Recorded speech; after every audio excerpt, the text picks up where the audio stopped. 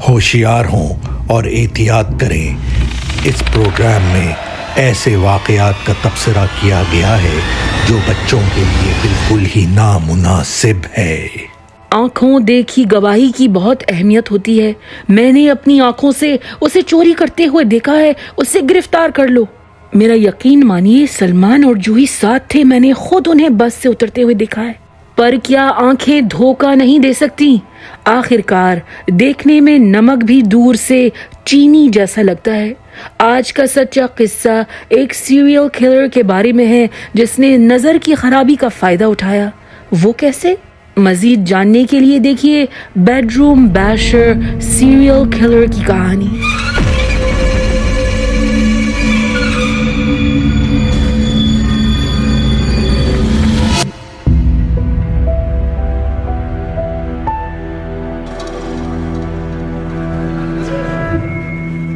امریکی ریاست کیلیفورنیا کے شہر ٹسٹن میں سن 1979 20 سالہ ڈیانا گرین کی شادی کو صرف 1 سال ہوا تھا۔ اس کا شوہر 21 سالہ کیون گرین US مرین میں کورپرل کے عہدے پر تھا اور اسے ایل ٹورو میں اسٹیشن کیا گیا تھا۔ ڈیانا اور کیون کو فوج کی طرف سے ایک اپارٹمنٹ ملا تھا جس میں وہ رہتے تھے۔ 30 سپتمبر 1979 ڈیانا 9 مہینے پریگننٹ تھی۔ بچی یا بچہ کسی بھی دن پیدا ہو سکتا تھا۔ اس رات پڑوسیوں نے میاں بیوی کے درمیان زبردست لڑائی سنی، لیکن انہیں حیرت نہیں ہوئی کیونکہ ڈیانا اور کیون کی تو میں کے سب عادی تھے۔ دونوں جوان اور جذباتی تھے۔ جتنی جلدی ان کے بیچ جھگڑے کی آگ بھڑکتی تھی اتنی ہی جلدی وہ صلح کر لیتے تھے اور ان کی گٹرگو شروع ہو جاتی تھی۔ اس رات بھی کچھ ایسا ہی ہوا۔ پڑوسیوں نے چیخم چاخی سنی اور پھر خاموشی۔ رات کے 1:30 بجے کے قریب کیون نے ڈیانا سے کہا، مجھے برگر کھانا ہے، تمہارے لیے بھی لے آؤں؟ ڈیانا نے منع کر دیا اور کروٹ پلٹ کر سو گئی۔ آدھے گھنٹے کے بعد کیون گھر لوٹا تو اس نے 911 ڈائل کیا اور کہا، میری بیوی سخت زخمی ہے، فوراً ایمبولینس بھیجیں۔ آپریٹر نے پوچھا، اسے کیا ہوا ہے؟ کیون نے کہا، کسی نے اس کے سر میں گولی مار دی ہے، جلدی کریں۔ کرائم سین پر سب سے پہلے پہنچنے والا آفیسر پال رائٹ تھا۔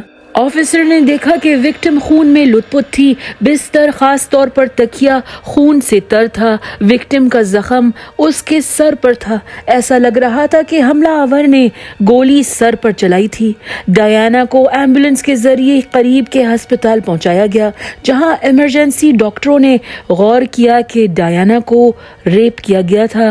اس سے گولی نہیں لگی تھی بلکہ کسی چیز سے، ڈنڈے یا ہتھوڑے سے اتنی بری طرح سے مارا گیا تھا کہ اس کا مغز کھوپڑی سے باہر جھانک رہا تھا۔ ڈیانا اور اس کے پیٹ میں بیبی کے بچنے کے امکانات بہت کم لگ رہے تھے۔ جب ڈیانا آپریشن تھیٹر سے نکلی اور اسے کمرے میں شفٹ کیا گیا تو کیون نے اس کا ساتھ ایک لمحے کے لیے نہیں چھوڑا۔ وہ ڈیانا کا ہاتھ پکڑ کر کھڑا رہا، بیوی اور بیبی کے ہارٹ مانیٹر سے نظر نہیں ہٹائی۔ پر افسوس، لاکھ کوششوں کے باوجود ڈاکٹرز بیبی کو نہ بچا سکے اور ڈیانا کئی دنوں تک کومے میں رہی۔ کیون جانتا تھا کہ ڈیانا نے بیبی کا نام پہلے سے سوچ رکھا تھا۔ چھوٹی شانٹل میری کو ریور سائڈ نیشنل سیمیٹری میں دفنایا گیا۔ اگلے ہفتوں میں ڈیانا کو ہوش نہیں آیا اور ڈاکٹرز کو اس کے بچنے کی امید نہیں تھی۔ ڈیانا کے والدین نے اپنے چرچ کے پادری کو بلا کر اس کی آخری رسومات کی تیاری کی۔ ڈیانا کے ساتھ حادثے کی تفصیلات شہر کے 5 انسالوڈ کیسز سے ملتی جلتی تھی۔ 5 عورتوں کو ڈیانا کی طرح پہلے مارا پیٹا گیا تھا، پھر ریپ کیا گیا تھا اور قتل کیا گیا تھا۔ سینڈرا فرائی کو 1 دسمبر 1978 کی رات مارا گیا تھا، پھر کمبرلی رولنز کا قتل 1 اپریل 1979 کو ہوا۔ میرلن کارلٹن 15 سپتمبر 1979 کو ماری گئی۔ اس کے 2 ہفتے بعد ڈیانا پر حملہ ہوا۔ ٹھیک 1 ہفتے بعد ڈیبرا کینیڈی قاتل کی شکار بنی۔ ان وکٹمز کے علاوہ اس علاقے میں کئی اور عورتیں ریپ ہوئی تھیں اور بچ گئی تھیں، پر بچنے والی عورتوں میں سے کوئی ایسی حالت میں نہیں تھی جس سے حملہ آور کی شکل یاد ہو، یا تو وکٹم ذہنی مریضہ بن گئی تھی، چند کی یادداشت چلی گئی تھی، یا اندھیرے میں انہیں کچھ نظر نہیں آیا تھا۔ یہی وجہ تھی کہ قاتل ابھی تک پکڑا نہیں گیا تھا۔ لوکل میڈیا نے بے نام آدمی کو بیڈ روم بیشر کی پہچان دی ہوئی تھی۔ قاتل اکیلی عورتوں کے بیڈ روم میں گھس کر ان کا کسی وزنی چیز سے سر پھوڑ دیتا اور پھر ان کے ساتھ جنسی زیادتی کرتا۔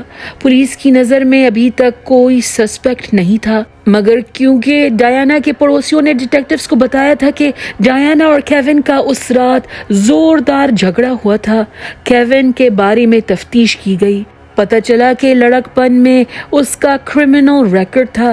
وہ شراب اور میریجوانا پیتے ہوئے پبلک انٹاکسیکیشن کی حالت میں پکڑا گیا تھا۔ ڈایانا کے ایک رشتہ دار نے ڈیٹیکٹیو سے کہا، ہمیں تو کیون پر شک ہے، اس کا بیہیویئر بہت عجیب لگ رہا ہے، ایسا لگتا ہے کہ وہ اداسی کی ایکٹنگ کر رہا ہے۔ ایک دن اس نے مجھ سے کہا، یار ایسا نہ ہو کہ ڈایانا کومے سے نکلتے ہی میرا نام لے لے اور الزام مجھ پر ڈھکیل دے۔ کیون گرین سے پوچھ گچھ کی گئی۔ اس نے کہا کہ اس نے بیوی پر حملہ نہیں کیا تھا۔ ہاں، ان کی نوک جھوک کبھی حد سے زیادہ بگڑ جاتی تھی، ایک دو بار طیش میں آ کر دونوں نے ایک دوسرے کو تھپڑ مارے تھے، مگر نوبت اس طریقے کی مار پیٹ تک نہیں پہنچی تھی۔ کیون نے کہا کہ وہ گھر سے جب نکلا تھا اس کے پاس دروازے کی چابی نہیں تھی، اس نے دروازہ بند کیا تھا لیکن لاک نہیں کیا تھا۔ حملے کے وقت وہ جیک ان دا باکس نامی ریسٹورانٹ سے برگر خرید رہا تھا۔ کیون نے بتایا کہ پہلے وہ قریب کے جیک ان دا باکس میں رکا تھا، لیکن جب اس نے ڈرائیو تھرو میں گاڑیوں کی لمبی لائن دیکھی تھی، وہ وہاں سے نکل کر دوسرے جیک ان دا باکس گیا تھا جو تقریباً 15 منٹ دور تھا۔ ڈیٹیکٹیوز کو اس کی وضاحت پر یقین نہیں آیا۔ چلو مانا کہ پہلے ریسٹورانٹ میں لمبی لائن لگی تھی، وہ کسی اور قریب کے ریسٹورانٹ کیوں نہیں گیا؟ اور اگر 15 منٹ گاڑی چلا کر دوسرے جیک ان دا باکس جانا ہی تھا تو پہلے ریسٹورانٹ میں ہی لائن میں لگ جاتا، چند منٹوں میں اس کی باری آ جاتی، وہ گاڑی کا پیٹرول بھی بچا لیتا۔ اور تو اور یہ کتنا بڑا اتفاق تھا کہ کوئی شخص آدھے گھنٹے 40 منٹ کے لیے گھر سے باہر جاتا ہے اور اسی دوران اتنے کم وقت میں کوئی اجنبی اس کے گھر میں بیوی کو مار پیٹ کر ریپ کر کے فرار ہو جاتا ہے۔ ڈیٹیکٹیوز نے غور کیا تھا کہ گھر میں توڑ پھوڑ نہیں ہوئی تھی، نہ سامان، نہ پیسے، نہ قیمتی زیورات چوری ہوئے تھے۔ ڈیٹیکٹیوز کو کیون کے علاوہ کوئی سسپیکٹ نظر نہیں آ رہا تھا۔ ڈایانا کے کئی آپریشنز ہوئے اور مزید چند ہفتے کوما میں رہنے کے بعد اسے ہوش آیا۔ جب وہ پولیس کو اپنا بیان دینے کے قابل ہوئی، اسے بہت مشکل پیش آئی۔ ڈاکٹروں نے کہا کہ وہ افیژیا کی شکار تھی، اس کے دماغ پر پڑی چوٹیں، برین انجریز اس قدر سنگین تھی کہ بولنے کی صلاحیت اس سے چھن گئی تھی۔ وہ مختصر ہاں نہ میں جواب دے رہی تھی، اشاروں سے کام چلا رہی تھی۔ ساتھ میں امنیجیا کا بھی معاملہ تھا، اس کی یادداشت خراب ہو گئی تھی، اسے حملے کے بارے میں کچھ یاد نہیں تھا۔ حادثے کے 3 ہفتے بعد ڈایانا کو ہاسپٹل سے چھٹی مل گئی اور وہ کیون کے ساتھ واپس گھر لوٹ گئی۔ اور پھر 2 مہینے بعد اچانک ایک دن ڈایانا نے کچھ ایسا دیکھا کہ اس کی یادیں تازہ ہو گئی۔ ڈایانا اپنی ماں کے ساتھ ڈاکٹر کے آفس گئی تھی، دونوں ویٹنگ روم میں بیٹھی تھیں۔ ڈایانا کی نظر بیبی میگزین میں چند تصویروں پر پڑی جن میں ننھے بچے اپنی ماں کی گود میں تھے۔ ڈایانا ایک دم سکتے میں آ گئی اور پھر اس نے اپنی ماں کو کچھ بتانا چاہا۔ پہلے اس نے بیبی کی تصویر کی طرف اشارہ کیا، پھر اپنے پیٹ پر اور آخر میں اپنی شادی کی انگوٹھی پر۔ ڈایانا کی ماں نے کہا، کیا تم کیون کا کہہ رہی ہو؟ کیا کیون نے تمہارا یہ حال کیا ہے؟ ڈایانا نے سر ہلا کر کہا، ہاں۔ کیون گرین کو گرفتار کیا گیا۔ فورینزک ٹیم نے ڈایانا کے ریپ ٹیسٹ میں موجود سیمن کو ٹیسٹ کیا۔ اس زمانے میں سن 1979 میں DNA ٹیسٹنگ ایجاد نہیں ہوئی تھی، ایکسپرٹ صرف بلڈ ٹائپ کا پتہ لگا سکتے تھے۔ حملہ آور کا بلڈ ٹائپ O نیگیٹو تھا، کیون گرین کا بلڈ ٹائپ O نیگیٹو نکلا اور صرف یہی نہیں، ڈایانا گرین اپنے شوہر کے خلاف گواہی دینے کے لیے تیار تھی۔ حملے کے 1 سال بعد نومبر 1980 میں جب مقدمہ عدالت تک پہنچا، ڈایانا اب اسپیچ تھراپی کی مدد سے اچھی بات چیت کر سکتی تھی۔ ڈایانا نے کہا، اس رات کیون جنسی تعلق قائم کرنا چاہتا تھا، لیکن میرا موڈ بالکل بھی نہیں تھا۔ ہمارا جھگڑا ہوا اور بعد میں کیون برگر لینے چلا گیا۔ میں نے کمرے کی لائٹ بند کی اور لیٹ گئی۔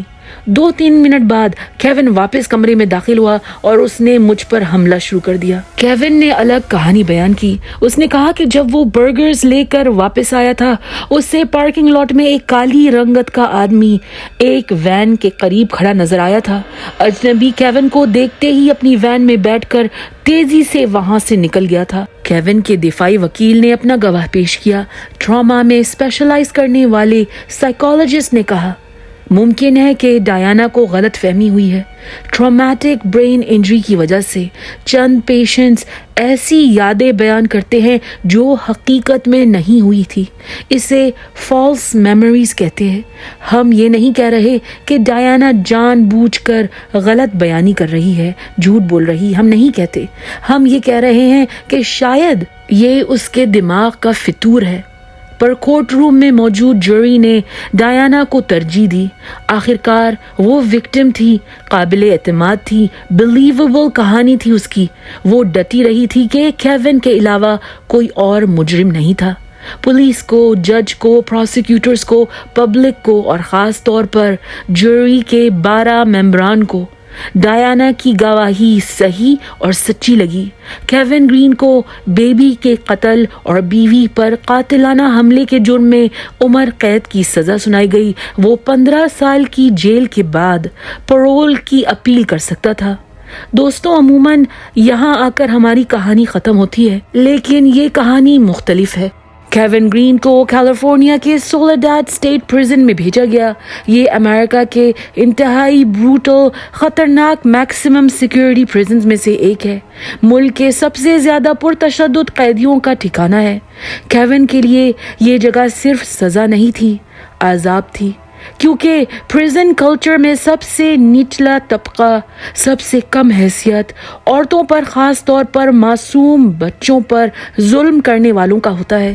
فرض کریے کہ باب نے 35 بندے مارے ہیں اور کارلوس نے اپنی 2 بیٹیوں کو قتل کر دیا۔ سب قیدی مل کر کارلوس کا جینا حرام کریں گے۔ اسے ایمبوش کیا جائے گا، لاتیں گھوسے مار کر اس کا بھرتا نکالا جائے گا، حتیٰ یہ کہ ایک دن وہ مر جائے گا۔ کیون گرین کے ساتھ ایسے کئی واقعے پیش آئے۔ کبھی 5 قیدی اسے گھیر لیتے تو اندھیرے میں کوئی اسے مکہ مار کر بھاگ جاتا۔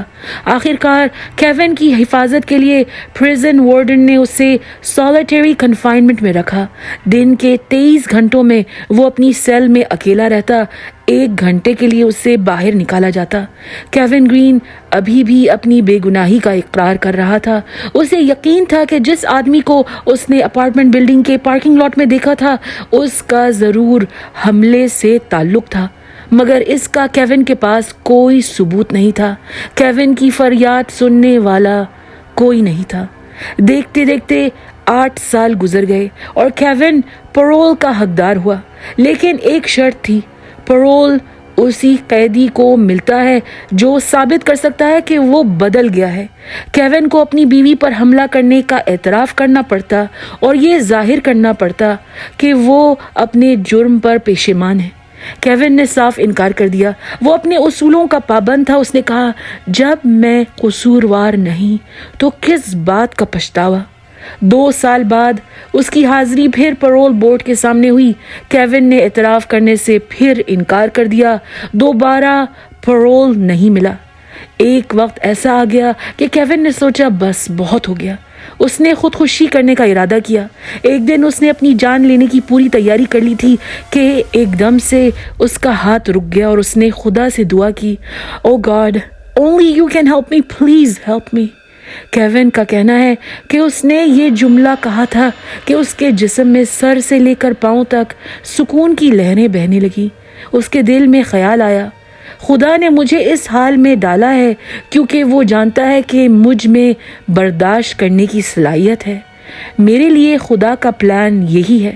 کیون گرین نے 16 سال جیل میں گزارے اور پھر ایک دن اس کے لیے امید کی کرن جاگی۔ سن 1995 ٹھسٹن پولیس ڈپارٹمنٹ کے سارجنٹ ٹام ٹارپلی کو کولڈ کیس ڈپارٹمنٹ کا انچارج بنایا گیا۔ پہلے دن ہی اس نے بیڈ روم بیشر کے کیس کی فائل نکالی جس میں 5 عورتوں کے انسالوڈ مرڈرز تھے۔ قاتل ابھی تک پکڑا نہیں گیا تھا لیکن اب ڈی این اے ٹیسٹنگ ایجاد ہو گئی تھی۔ اس نئی ٹیکنالوجی کے ذریعے کئی مجرم پکڑے گئے تھے۔ سارجنٹ ہارپلی نے غور کیا کہ بیڈ روم بیشر کی ایک وکٹم ڈیبرا کینیڈی اسی محلے میں رہتی تھی جس میں ڈایانا اور کیون گرین رہتے تھے، اور صرف یہی نہیں، ڈایانا پر حملے کے ایک ہفتے بعد ڈیبرا پر حملہ ہوا تھا۔ ڈیبرا کے سر کو بھی کسی وزنی چیز کی مدد سے پھوڑا گیا تھا، اسے ریپ کیا گیا تھا اور قاتل بغیر کوئی چیز چوری کیے فرار ہو گیا تھا۔ سب سے پہلے سارجنٹ ہارپلی نے 5 وکٹمز کی لاشوں سے برآمد ہونے والے سپرم کو ڈی این اے ٹیسٹنگ کے لیے بھیجا۔ جلد فورینزک سائنٹسٹ نے ثابت کیا کہ 5 ریپ اور قتل ایک ہی آدمی کا کام تھا۔ کیونکہ اب کیلیفورنیا کے مجرموں کا D N A computer database میں محفوظ کیا جا رہا تھا، بیڈ روم بیشر کا D N a criminal data base میں ڈھونڈا گیا، اور سرپرائز سرپرائز، خوشی کی بات یہ تھی کہ ڈی این اے کسی ایسے شخص کا تھا جو پہلے سے کیلیفورنیا کے جیل میں سزا کاٹ رہا تھا۔ آدمی کا نام جیرالڈ پارکر تھا۔ جیرالڈ جوانی میں مرین کور میں بھرتی ہوا تھا۔ 6 سال بعد وہ سٹاف سارجنٹ کی پوزیشن تک پہنچ گیا تھا، لیکن ڈرگ ایڈکٹ ہونے کی وجہ سے اسے فوج سے ڈسچارج کر دیا گیا تھا۔ جیرالڈ کو ایک 13 سالہ لڑکی کو ریپ کرنے کے جرم میں جیل ہوئی تھی۔ جب ڈیٹیکٹیوز نے جیرالڈ کو ڈی این اے ثبوت دکھائے، اسے بیڈ روم بیشر ہونے کا اعتراف کرنا پڑا۔ پھر سارجنٹ ہارپلی نے جیرالڈ کے سامنے ڈایانا گرین کی تصویر رکھی اور پوچھا، اس کو پہچانتے ہو؟ جیرالڈ نے نظریں پھیر لی اور وہ چپ رہا، لیکن سارجنٹ ہارپلی نے اس کے اندر ایک بے چینی محسوس کر لی تھی۔ سارجنٹ ہارپلی نے جیرالڈ سے کہا، اگر تم نے ڈایانا گرین پر حملہ کیا تھا تو جان لو کہ ایک بے گناہ آدمی 16 سال سے جرم کی سزا جیل میں کاٹ رہا ہے۔ کیون گرین تمہاری طرح فوج میں بھرتی ہوا تھا، مرین کور کا حصہ تھا۔ سنا ہے کہ تم فوجی لوگ ایک دوسرے کا خیال رکھتے ہو، بھائی چارے اور وفاداری سے پیش آتے ہو۔ یہ سن کر ایسا لگا کہ جیرالڈ کو زندگی میں پہلی بار شاید شرمندگی محسوس ہوئی۔ جیرالڈ نے اس رات کا واقعہ بیان کیا۔ اس نے بتایا کہ وہ اتفاق سے کیون اور ڈایانا کی اپارٹمنٹ بلڈنگ کے پاس سے گزر رہا تھا کہ اسے ایک آدمی اور عورت کے جھگڑنے کی آواز آئی۔ تھوڑی دیر بعد آدمی گاڑی میں بیٹھ کر چلا گیا۔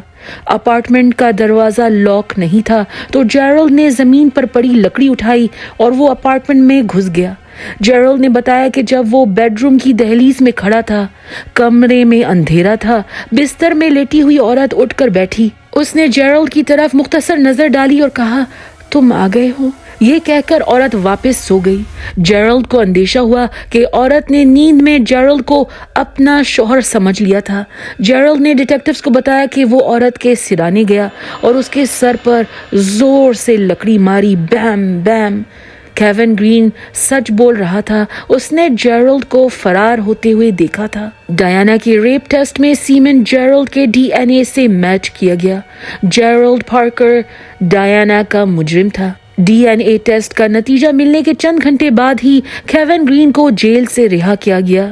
اس کا استقبال کرنے کے لیے اس کے بوڑھے والدین اور رشتہ دار موجود تھے۔ افسوس کی بات یہ تھی کہ یہ خاص ڈی این اے ٹیکنالوجی 12 سال پہلے ایجاد ہو چکی تھی۔ اگر کسی نے کیون کی بات سن لی ہوتی تو اسے 16 سال کے بعد رہا کرنے کے بجائے 4 سال کے بعد ہی بے قصور ثابت کیا جا سکتا تھا۔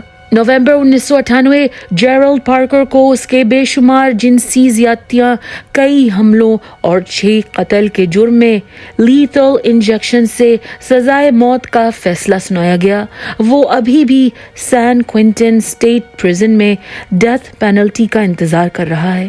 اکتوبر 1999 میں کیلیفورنیا کے گورنر گرے ڈیوس نے کیون گرین کو $6,20,000 کمپنسیشن کے طور پر دیے ہیں۔ ڈایانا نے دوسری شادی کر لی ہے، پر اسے ابھی بھی نیورولوجیکل معذوری جھیلنی پڑتی ہے۔